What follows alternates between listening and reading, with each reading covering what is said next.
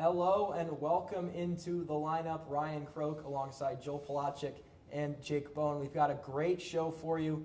Someone who has been long overdue for a firing is finally gone, and some more college football news to break down.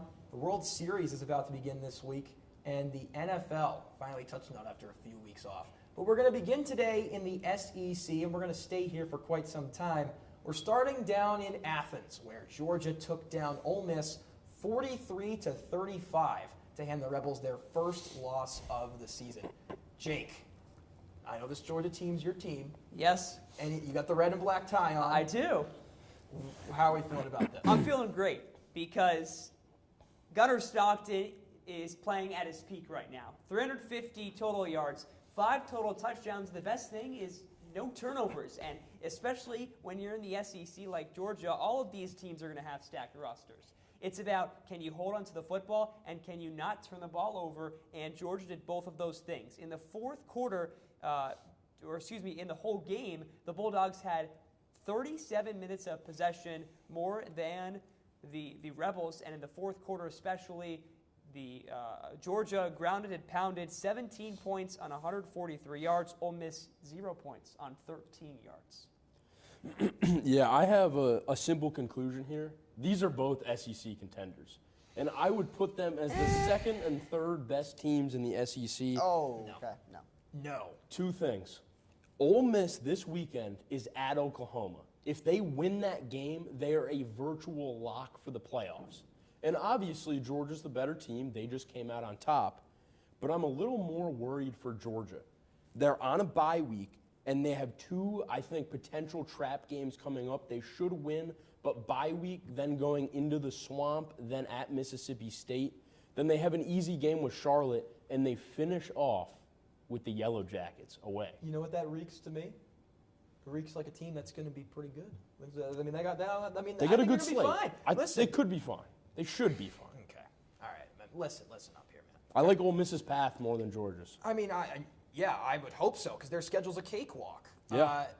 Ole Miss proved yet again that it does not belong in the top 10. This is now 2 straight weeks where it's disappointing performances. Started the game off hot this week, 5 straight touchdown drives. Okay, against a great Georgia defense, but this is what Georgia does. They come back. This is their 3rd halftime deficit they've come back from to win this year. 17-0 in the fourth quarter, like Jake said. Gunnar Stockton's best performance of his career. Yes. I'm going to give you credit for that. Yeah. He played great. He was phenomenal. I mean, dude, 300 yards, 85% completion, 5 total touchdowns. You can't ask for more than that. Trinidad Chambliss, he played great. But what did I say when we talked about this Ole Miss team last time? Their defense can't win them a game. And that's what we saw in this one. That's very true. All my doubts about Ole Miss were proven right. They barely beat Washington State the week prior, and they lose to Georgia this week. This team is not a top 10 team. I'm sorry. And Georgia and Bama, in my eyes, are the top 2 teams in the SEC. I think Ole Miss A&M's is number 3. 3. I think Ole Miss is 3. A&M has to be number 3 right now. They just do. I think the most important thing with Bama and Georgia, there's a clear gap between those 2 and everybody else, so I want that to be clear. Absolutely. They're the best teams. More importantly, they're the most trustworthy. Yeah. Most trustworthy teams in the conference. This is what I want to ask you, though, Ryan. I know you said Ole Miss, not a top 10 team, and I understand they're not as serious of an SEC program as a Bama or a Georgia, but this is just what I want to ask. Well, they beat LSU. And LSU's awful. Listen, I'm not defending that. You guys thought LSU was going to beat them. I was correct on that. Correct. But what I want to say is, you think they shouldn't be top 10 because they went into Athens and lost by 1 score? That's why you think they shouldn't be top 10? I think they showed the mettle of a non-top 10 team in this game and the week prior. I'm considering the whole picture. I thought they shouldn't have been top 10 going into last week.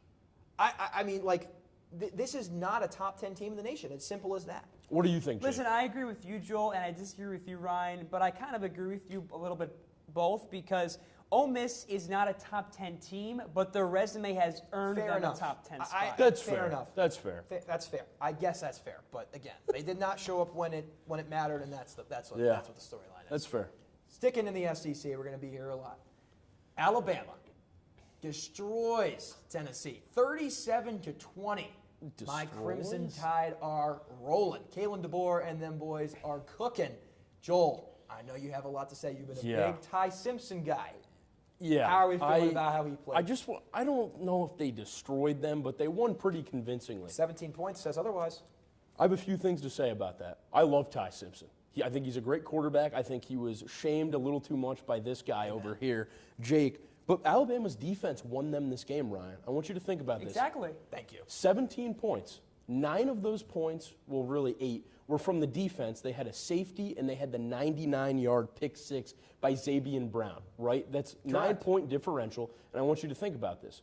When that pick six happened, it was 16-7. Tennessee was at the 1-yard line. Last play before half, the pick six occurred. That changed the game. It was a game changer. Yes, agree. But my point about this game is that Alabama is the best team in the SEC, which is echoing what this man has thought since after the Florida State loss. And it is not even close to come to that assumption. Correct. And I want to look at something. 2 teams in the SEC are undefeated in conference play, Alabama and Texas A&M. All 4 teams that Alabama has beat were ranked. And guess what all 4 teams A&M beat are? Frauds. Not ranked. There you go. And in fact, all 4 of those teams that A&M beat are in the bottom 6 of the conference standings. They're a fraudulent team. I know they're undefeated, but the fact that they are above Alabama is egregious. Agreed. Listen, you play who's on your schedule. I don't care if it's the bottom 7 worst teams. You have to win 7 of those games, and they did. So they're at the top of the SEC in the standings for a reason. Are they the best team in the SEC? No, but they're up there for a reason. Who's so you the best can't team in just the discredit Georgia. Who's second? Alabama beat Georgia. Alabama, probably. Alabama beat Georgia in Athens. Yes. Beat them in Athens, and you're saying they're I'm going to worse go back than to Georgia. that Kirby Smart play where you kick the field goal. You're done. And you go, Let me talk about Kalen DeBoer. This is vintage. This guy Butler. has Vintage. the best record against ranked opponents in NCAA history. 19-3, minimum 10 games. So I'm not going to say he's the best coach and say, listen, minimum 10 games. Let's calm down, Kalen DeBoer. 22 games against ranked opponents. You're not that guy. But Kalen DeBoer is that guy because he's coaching the Crimson Tide to a national championship appearance this year. James Franklin has had more losses to ranked opponents than, DeBoer's played games. Listen, Why is Georgia better than Bama? Why? yes, they lost, but It doesn't matter. Kirby I think Smart I think just a can't head-to-head- make right decision. He can't make the best decision. Okay, well that means Alabama's better because Kalen DeBoer does, and that's why they're. I think talent-wise. What's your? Are you defending Kirby Smart? Or are No, you I'm blaming not By the him? way, defending Kirby speaking Smart, about the I'm Alabama saying that he defense, should have kicked the speaking field about goal. that Alabama defense, held the #1 offense in the nation to its lowest point total and its lowest yards total of the season.